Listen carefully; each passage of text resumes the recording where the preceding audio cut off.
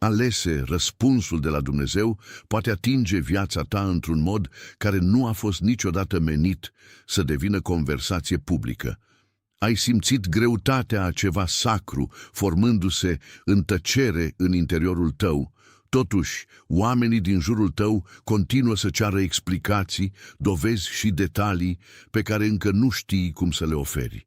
Pieptul ți se strânge când aproape vorbești, iar ceva mai adânc îți amintește că nu fiecare răspuns trebuie dus din gură în gură. Există o diferență între a nu putea explica ce face Dumnezeu și a fi invitat să protejezi acel lucru în timp ce crește. Întrebarea dureroasă nu este dacă ești ales, ci dacă poți rămâne credincios când răspunsul este doar al tău, iar tăcerea pare neînțeleasă.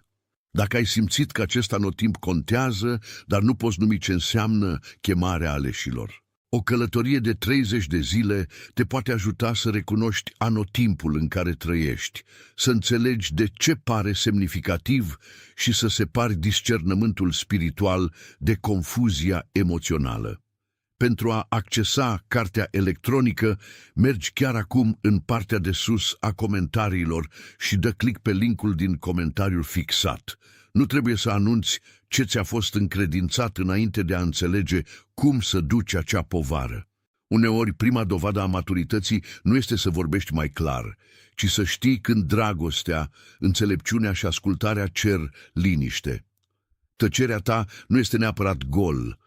Poate fi camera în care înțelegerea învață să respire. Poate ai observat această tensiune în momente obișnuite pe care nimeni altcineva nu le-ar considera importante.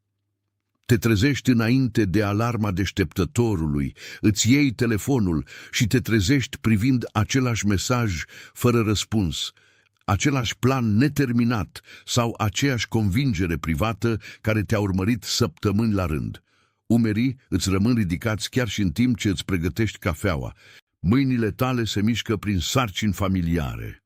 Dar atenția ta se întoarce mereu la o întrebare. De ce simt că trebuie să protejez acest lucru de cuvinte neglijente? Nu încerci să pari misterios, superior sau distant. Încerci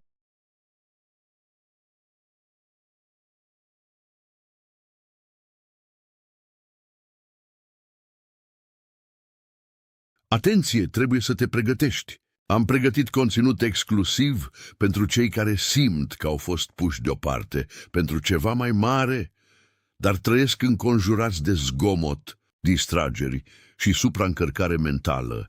Este o călătorie de 30 de zile care îți va transforma viața. Un drum ghidat pentru a-ți întări mintea și a te pregăti pentru ceea ce urmează, cu practici zilnice de concentrare, limite și disciplină. Nu mai negocia cu zgomotul. Învață să identifici distragerile înainte să te controleze și întărește-ți puterea mentală, disponibil și în versiune audio imersivă. Peste 10.000 de cititori și-au transformat deja viața prin intermediul călătoriei de 30 de zile. Mii de oameni au început deja această transformare. Oameni ca tine, cărora le era de ajuns să trăiască în ceață. Oameni obișnuiți care au decis să nu mai accepte haosul mental. Profită de această ofertă pe timp limitat doar în această lună. Accesează linkul tău chiar mai jos, în comentariul fixat. Să onorezi ceva ce încă nu poți defini fără a-l reduce.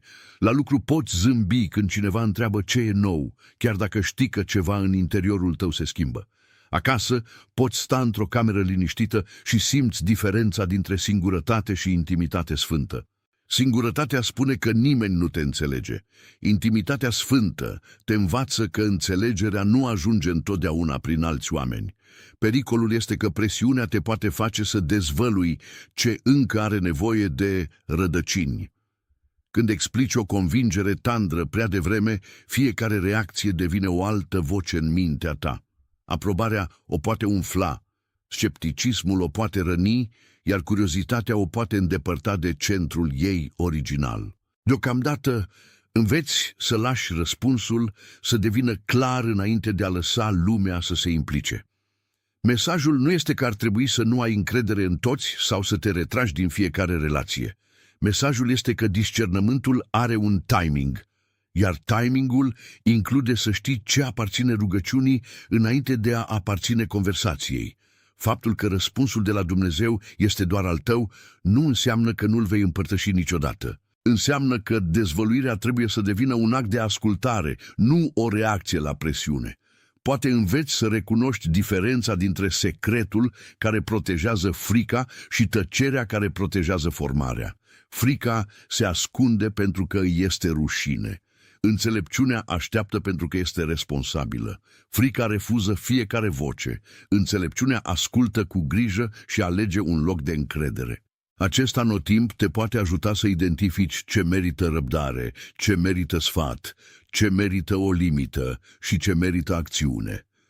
Îți poate arăta că nu fiecare întrerupere este o oportunitate, nu fiecare întrebare merită un răspuns și nu fiecare persoană a câștigat acces la devenirea ta neterminată. Poți rămâne smerit fără a te face disponibil fără sfârșit. Poți fi iubitor fără a înmâna fiecare detaliu privat unor oameni care nu au învățat cum să îl țină. Poți primi un răspuns fără a-l transforma într-o performanță. Promisiunea nu este că totul va deveni instantaneu ușor. Promisiunea este că ascultarea liniștită poate oferi vieții tale interioare o stabilitate pe care aprobarea publică nu o oferă niciodată. Când încerci să nu mai dovedești ce ți-a arătat Dumnezeu, creezi spațiu pentru a înțelege de ce ți-a fost arătat în primul rând. Imaginează-ți o seară simplă în casa ta. Vasele sunt spălate, luminile sunt stinse, iar camera poartă sunetele obișnuite ale unei vieți care nu s-a oprit doar pentru că inima ta a făcut-o. Un membru al familiei întreabă de ce pari distras. Aproape spui totul. Aproape descrii gândul care a sosit în timpul rugăciunii, ușa pe care simți că se poate închide sau direcția care se întoarce mereu, chiar și după ce ai încercat să o ignori. Atunci îți amintești momentele în care ai vorbit prea devreme și ai văzut cum ceva prețios devine o dezbatere. Îți amintești cât de repede oamenii atașează propriile temeri de ascultarea ta. O persoană o numește imposibilă, alta îți spune să te grăbești. Cineva încearcă să facă din convingerea ta privată un serviciu pentru așteptările lor. Așa că iei o gură de aer și răspunzi simplu: mă rog pentru ceva important. Răspunsul nu este necinstit, este proporționat. Oferă adevărului spațiu să rămână adevăr, fără a expune fiecare detaliu unei atmosfere care poate nu este pregătită. Pulsul tău începe să se liniștească pentru că nu te-ai trădat. Nu ai atacat pe nimeni. Ai refuzat pur și simplu să transformi o întrebare sacră într-o conversație casual. În acel mic moment, răspunsul devine mai puțin ca o informație și mai mult ca o responsabilitate. Începi să înțelegi că Dumnezeu poate nu te cere să convingi camera. Poate te cere să asculți în cameră, chiar când nimeni nu știe cât te costă ascultarea. Există un fel anume de epuizare care vine din a aștepta fără a ști ce înseamnă așteptarea. Te întreb dacă tăcerea este pregătire, închidere, redirecționare, reconstrucție sau începutul la ceva ce încă nu ai recunoscut. Repetăm conversații, inspectăm întârzieri și căutăm în fiecare schimbare un mesaj ascuns. După suficientă incertitudine, chiar și pacea poate părea suspectă pentru că te-ai obișnuit cu urgența. Răspunsul care este doar al tău poate părea greu când nu ai un limbaj pentru anotimpul care îl poartă. De aceea discernământul trebuie să devină mai blând decât panica și mai practic decât imaginația. Mulți cititori care au ajuns simțindu-se confuzi sau obosiți de așteptare au spus că materialul i-a ajutat să înțeleagă mai clar anotimpul lor, să își organizeze rugăciunile sau să nu mai interpreteze fiecare tăcere ca părăsire. Chemarea aleșilor. O călătorie de 30 de zile oferă o modalitate de a examina ce trăiești fără a forța fiecare eveniment într-o profeție și te poate ajuta să distingi între așteptare, pregătire, închidere, redirecționare, reconstrucție și un nou început. Pentru a accesa cartea electronică, mergi chiar acum în partea de sus a comentariilor și dă click pe linkul din comentariul fixat. Nu trebuie să decizi sensul fiecărei întârzieri chiar în această seară. Ai nevoie de suficientă claritate pentru a nu mai face frica responsabilă de interpretarea vieții tale. Întrebarea nu va dispărea pentru că rămâi tăcut, dar inima ta poate deveni suficient de calmă pentru a auzi ce te întreabă întrebarea de la tine. Aici începe adesea opoziția. Nu vine întotdeauna ca un dușman evident sau o criză dramatică. Uneori sună ca prietenul care continuă să ceară detalii pentru că reținerea ta îl face inconfortabil. Uneori apare ca o comparație când privești alți oameni anunțându-și planurile și primind aplauze imediate. Uneori ia forma unei urgențe false, convingându-te că dacă nu vorbești acum, nu te miști acum, nu publici acum sau nu explici acum, vei pierde totul. Frica rareori îți spune să abandonezi complet răspunsul. Adesea îți spune să îl expui înainte de a avea puterea de a-l îngriji. Apoi, dacă reacția este dureroasă, frica folosește acea durere ca dovadă că ai fost nebun să asculți de la început. Trebuie să înveți să recunoști acest ciclu fără a deveni suspicios față de fiecare conversație. Întreabă ce îți conduce dorința de a vorbi. Este dragoste, claritate, responsabilitate și pace? Sau este nevoia disperată de a fi validat înainte de a avea încredere în ceea ce deja știi? Poți descoperi că unele anunțuri nu sunt ascultare, ci eliberare emoțională. Poți descoperi și că unele tăceri nu sunt lașitate, ci protecție împotriva unui zgomot inutil. Un răspuns matur nu te face să fii disperat, să fii înțeles. Îți oferă răbdare pentru a lăsa rodul potrivit să apară în anotimpul potrivit. Când presiunea crește, puneți mâna peste piept și observă ce face corpul tău.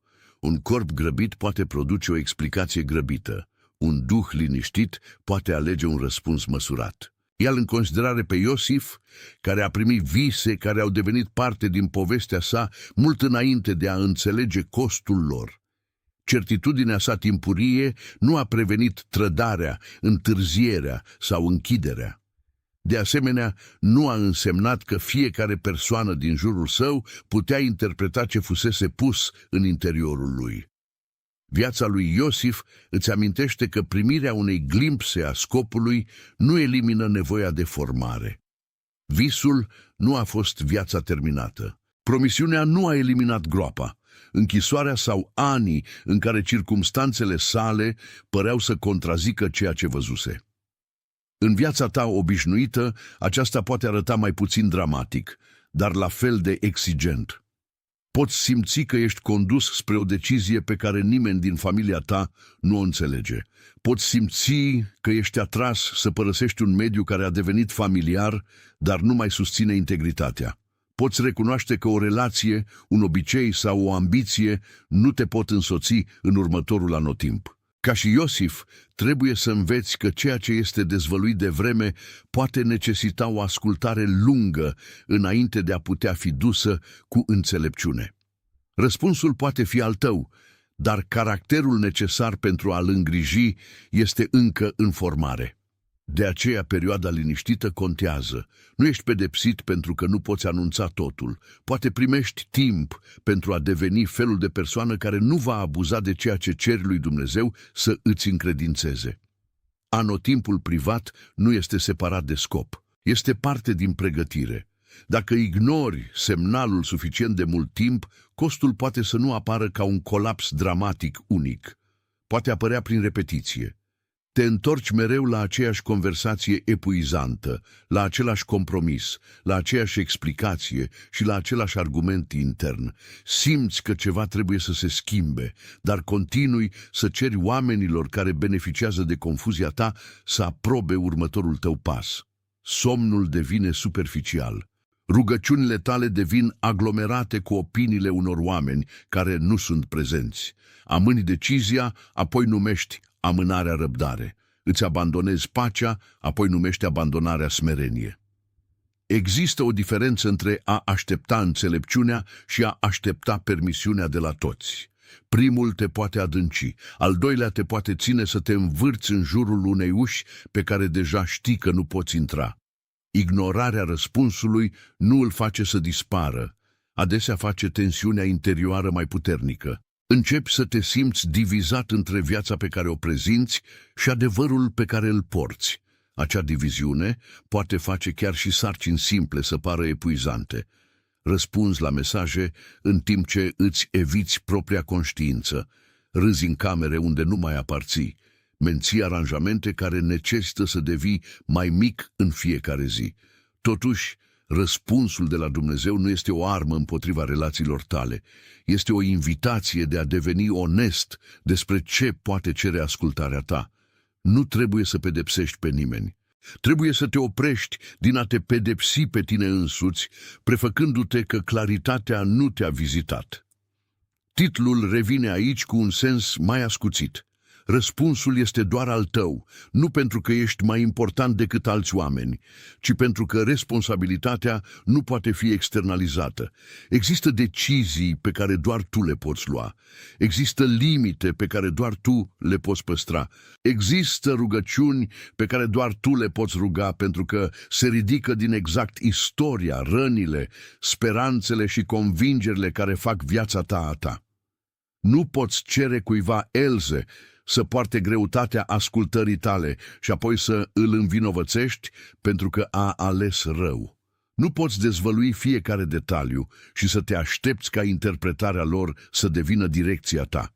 La un moment dat, trebuie să primești adevărul liniștit și să răspunzi cu curaj liniștit.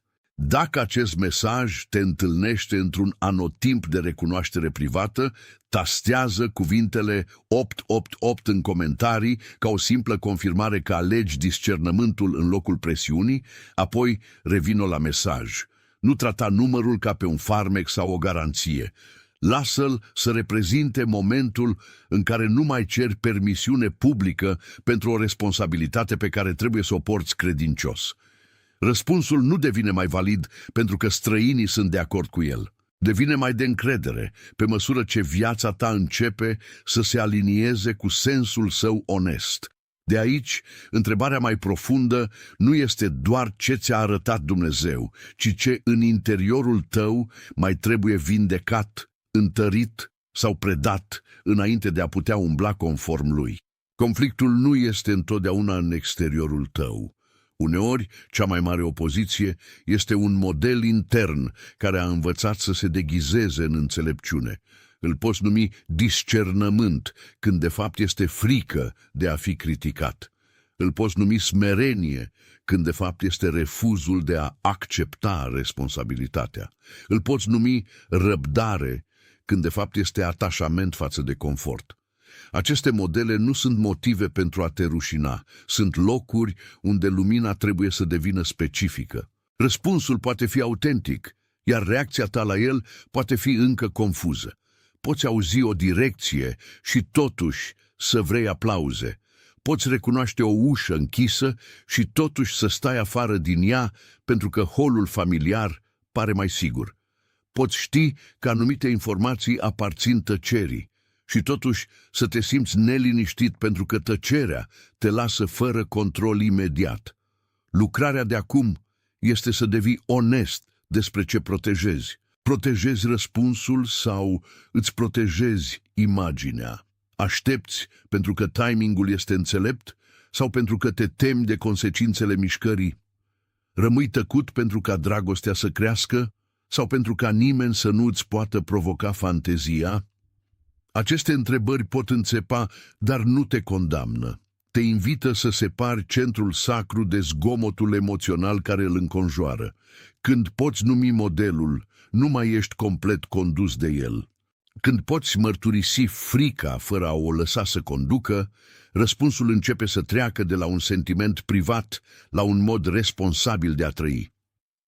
Recunoașterea singură nu este suficientă când aceeași decizie se întoarce în fiecare dimineață și cere un răspuns. Poți înțelege de ce anotimpul pare semnificativ, dar totuși ai nevoie de ajutor pentru a transforma recunoașterea în rugăciune, reflecție, limite și un următor pas credincios. Chemarea aleșilor. O călătorie de 30 de zile poate servi ca un companion practic, în timp ce examinezi ce se schimbă. Distingi frica de direcție și iei decizii zilnice fără panică sau pasivitate. Nu este un substitut pentru înțelepciune, sfatul de încredere sau relația ta cu Dumnezeu. Este o modalitate de a oferi reflexiei tale un loc mai stabil pentru a ateriza. Mulți oameni se întorc la materiale ca acesta când intră într-un anotimp nou, pentru că recunoașterea devine mai utilă când ghidează alegeri obișnuite. Pentru a accesa cartea electronică, mergi chiar acum în partea de sus a comentariilor și dă click pe linkul din comentariul fixat. Apoi revin la întrebarea liniștită de sub tot zgomotul. Care este următorul pas credincios pe care îl pot face fără a încerca să controlez întregul rezultat? Răspunsul tău poate fi mai mic decât se aștepta imaginația ta. Poate fi o conversație onestă, o limită necesară, un plan predat sau o dimineață de rugăciune înainte de a lua o decizie. Mic nu înseamnă nesemnificativ. Un pas liniștit poate revela mai mult caracter decât un anunț dramatic. Odată ce nu mai măsori ascultarea prin vizibilitate, începi să observi cât de mult poate forma Dumnezeu prin acțiuni pe care nimeni nu le aplaudă. Mintea, corpul și spiritul tău pot să nu vorbească în același mod, iar discernământul cere să observi diferența. Mintea ta poate construi argumente, poate lista consecințe și poate reda posibile viitoruri. Corpul tău se poate strânge în jurul unei conversații, poate obosi într-un anumit mediu sau se poate relaxa când îți imaginezi o decizie pe care ai rezistat-o. Spiritul tău poate recunoaște o direcție înainte ca raționamentul tău să o poată explica, dar recunoașterea spirituală nu trebuie confundată cu fiecare emoție puternică. O inimă care bate repede poate însemna frică, excitație, epuizare sau o amintire nerezolvată. Un sentiment calm poate însemna pace, ușurare, evitare sau o evadare temporară. De aceea nu iei decizii care schimbă viața dintr-o singură senzație. Stai cu adevărul în timp. Roagă-te când ești odihnit, nu doar când ești disperat. Scrie ce știi, ce presupui și ce mai trebuie să înveți. Observă dacă direcția produce o onestitate, responsabilitate și dragoste mai mare sau dacă hrănește mândria, răzbunarea, izolarea sau impulsivitatea. Ghidarea lui Dumnezeu nu cere să devii irațional. Ai voie să gândești cu grijă, ai voie să cauți un sfat înțelept, ai voie să admiți incertitudinea rămânând credincios a ceea ce este deja clar. Când mintea, corpul și spiritul tău sunt aduse într-o conversație onestă, răspunsul devine mai puțin ca un impuls brusc și mai mult ca o convingere care poate rezista examinării. Liniștea nu este absența gândului, este mediul în care gândul devine adevărat. Relațiile și mediile vor revela cât de mult din pacea ta depinde de a fi înțeles. Unii oameni pot primi tăcerea ta fără a o lua personal. Pot să nu cunoască detaliile, dar respectă limita și rămân disponibili fără a cere acces. Alții pot interpreta fiecare pauză ca respingere, pentru că sunt obișnuiți să aibă intrare imediată în viața ta interioară. Trebuie să fii atent aici. Discernământul nu cere suspiciune, iar protejarea unui răspuns nu înseamnă etichetarea tuturor ca nesiguri, înseamnă observarea modelelor cu compasiune. Cine poate auzi un adevăr parțial fără a inventa restul? Cine poate fi în dezacord fără a te umili? Cine poate sfătui fără a încerca să devină conștiința ta? Cine a arătat consistență când nu era nimic de câștigat? Aceste întrebări te ajută să alegi nivelul potrivit de deschidere. Poți împărtăși povara fără a împărtăși fiecare detaliu. Poți cere rugăciune fără a înmâna cuiva autoritatea de a-ți decide ascultarea. Poți iubi oamenii profund, refuzând să lași anxietatea lor să devină instrucțiunea ta. Unele medii răsplătesc constant zgomotul, viteza și expunerea. În astfel de locuri, intimitatea poate părea rebelă chiar și când este înțeleaptă. Alte medii pot încuraja ascunderea atât de complet, încât nu primești niciodată corecția necesară. Răspunsul care este doar al tău are totuși nevoie de integritate în jurul lui. Un secret dus în mândrie devine izolare. Un adevăr dus cu smerenie devine îngrijire. Înveți nu doar să taci, ci să rămâi conectat la dragoste în timp ce alegi un acces atent. Zgomotul, oboseala, întârzierea și urgența mai mică pot menține vechiul model în viață. Poți începe ziua cu claritate, apoi să o pierzi după ore de mesaje, cereri și întreruperi emoționale. Seara, răspunsul pare îndepărtat, iar cea mai ușoară alegere devine cea mai zgomotoasă alegere. De aceea opoziția lucrează adesea prin epuizare mai degrabă decât prin confruntare. Când ești obosit, poți explica prea mult. Când ești singur, poți căuta aprobarea de la persoana greșită. Când ești grăbit, poți confunda presiunea cu direcția. Când ești dezamăgit, poți dezvălui ce ar fi trebuit să rămână protejat simplu, pentru că vrei ca cineva să înțeleagă durerea ta. Răspunsul însuși poate să nu fie sub atac. Atenția ta poate fi: creează spații mici unde atenția ta se poate întoarce. Pune telefonul deoparte înainte de rugăciune. Lasă o conversație neterminată până poți vorbi fără a te apăra. Dormi înainte de a decide dacă o ușă este închisă. Mănâncă înainte de a interpreta starea ta ca instrucțiune spirituală. Aceste acțiuni sună obișnuite pentru că credincioșia intră adesea prin obiceiuri obișnuite. Sacru nu devine mai puțin sacru când ai grijă de corpul tău, îți simplifici programul sau admiți că epuizarea ți-a alterat judecata. Nu ești obligat să discerni totul într-o stare de epuizare. Uneori, cel mai spiritual răspuns este să te oprești, să respiri, să te odihnești și să lași mâine să dezvăluie ce a făcut azi noapte confuz. Presiunea de a vorbi imediat nu este întotdeauna o chemare la curaj. Uneori este doar sunetul oboselii care cere ușurare. Vine un punct de cotitură când nu mai negociezi cu adevărul conectat la acest titlu. Nu ai nevoie de un semn dramatic, de o experiență emoțională perfectă sau de acord universal. Poți realiza pur și simplu că ai petrecut deja destul timp întrebând dacă ți se permite să onorezi ce a devenit clar. Întrebarea se mută de la "mă vor înțelege ei" la "pot rămâne credincios dacă nu o fac?" Acea schimbare poate aduce durere pentru că expune cât de mult din viața ta a fost organizată în jurul aprobării. Poți recunoaște că anumite planuri au fost construite pentru a-i ține pe alții confortabili. Poți vedea că ți-ai explicat limitele înainte de a le fi stabilit chiar. Poți înțelege că răspunsul nu ți-a fost ascuns. Ți-era frică de ce ar rearanja ascultarea. Lasă durerea să vină fără a o transforma în regret. O decizie matură poate totuși să doară. O limită necesară te poate totuși face să te simți singur pentru o vreme. O ușă închisă poate fi totuși o ușă pe care ai iubit-o odată. Prezența durerii nu înseamnă automat că direcția este greșită. Înseamnă că direcția atinge ceva real. Nu ți se cere să devii rece, ți se cere să devii onest. Când onestitatea devine mai puternică decât nevoia de a fi aprobat, tăcerea se schimbă. Nu mai se simte ca o pedeapsă impusă de circumstanțe. Devine un spațiu deliberat, unde următoarea ta acțiune poate fi aleasă cu o inimă curată. Pentru partea următoare, imaginează-ți o scrisoare sigilată, odihnindu-se într-un sertar pe care doar tu îl poți deschide.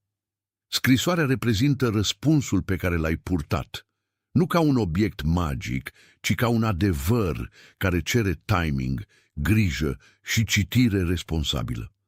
A fost scrisă în limba propriei tale vieți, prin convingeri repetate, avertismente liniștite, dorințe persistente și uși care nu mai se potrivesc persoanei în care devii. Scrisoarea este reală pentru tine pentru că a fost formată prin experiență, rugăciune, reflexie și recunoașterea lentă a ceea ce nu mai poți nega.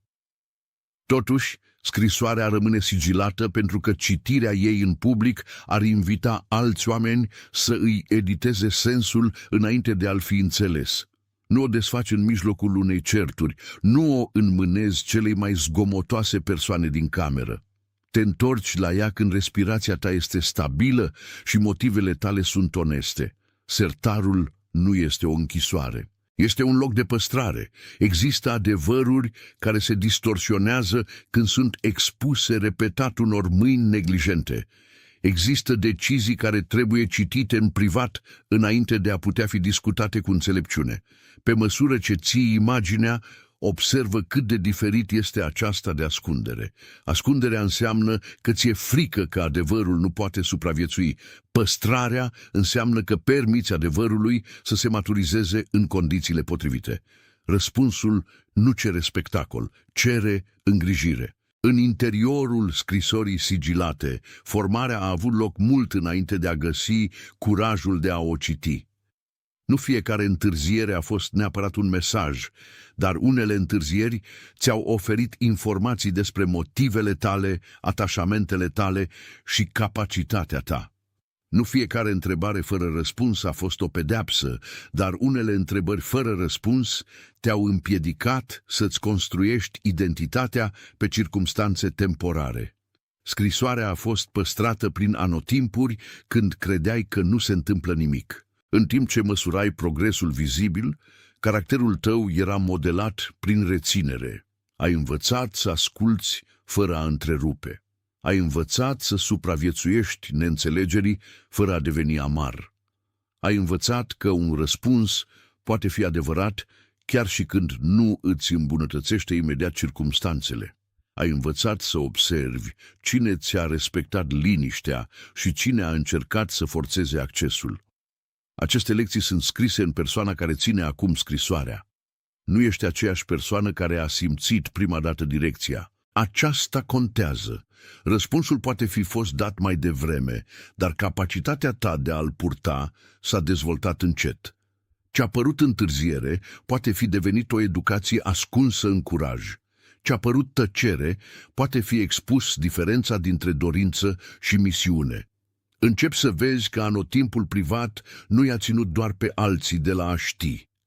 Te-a ținut și pe tine de la a acționa înainte de a înțelege greutatea a ceea ce cereai. O scrisoare păstrată prin timp poate deveni mai de încredere pentru că cititorul s-a schimbat. Scrisoarea a rămas acoperită din motive pe care poate nu le-ai apreciat. Frica a încercat să te facă să uiți unde ai pus-o. Alte voci au încercat să te convingă că nu este importantă, dar tu ai continuat să te întorci la sertar, nu pentru a deschide, ci pentru a simți că este acolo.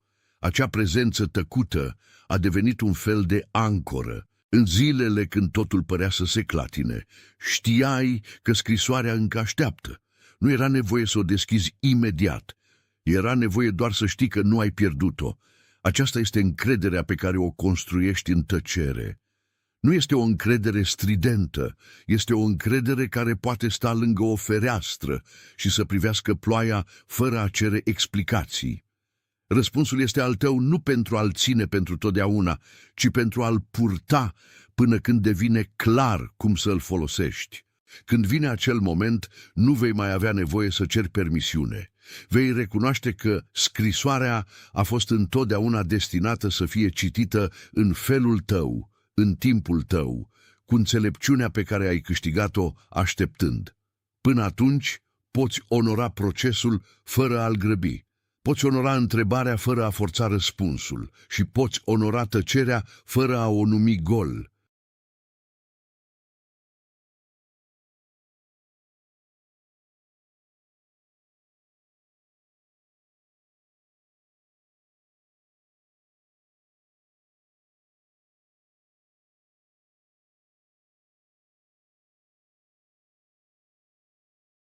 Atenție, trebuie să te pregătești. Am pregătit conținut exclusiv pentru cei care simt că au fost puși deoparte pentru ceva mai mare, dar trăiesc înconjurați de zgomot, distrageri și supraîncărcare mentală.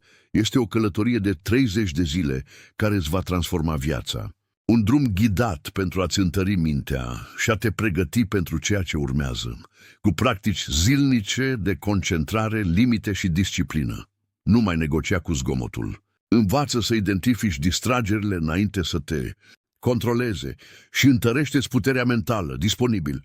Și în versiune audio imersivă, peste 10.000 de cititori și-au transformat deja viața prin intermediul călătoriei de 30 de zile. Mii de oameni au început deja această transformare. Oameni ca tine, cărora le era de ajuns să trăiască în ceață. Oameni obișnuiți care au decis să nu mai accepte haosul mental. Profită de această ofertă pe timp limitat doar în această lună. Accesează linkul tău chiar mai jos, în comentariul fixat.